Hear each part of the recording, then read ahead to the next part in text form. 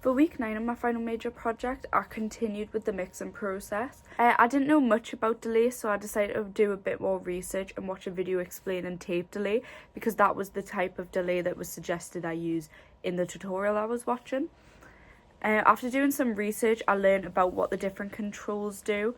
For example, the different notes that you use kind of correlate to how often the delay plays. I also use the wet and dry audio, which I already learnt about because of the reverb in the last week. And after learning more about delay, I added it to the vocals, the guitar and the strings, because those were the instruments that I felt needed it a bit more. I thought it helped to make the strings sound a lot more full, as well as the vocals.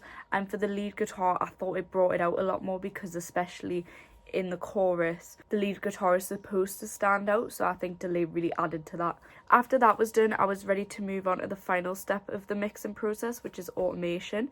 Luckily, I'd already done some of this before, because, for example, in the intro, the bass was too loud, so I used automation to turn it down and then bring it back up throughout the rest of the song.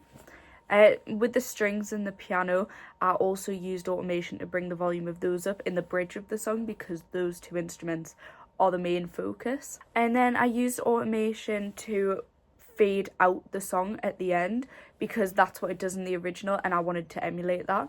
For my additional research this week, I looked more into the mastering process, because I wanted to get an idea of what I had left to do, because I only had 2 weeks left and I needed to make sure I managed my time well. I am happy with the progress that I made, even though on my action plan I did say that I was going to start mastering this week. I'm okay with spending more time on the mixing, because I think I needed to do it so that my project was well done in the end.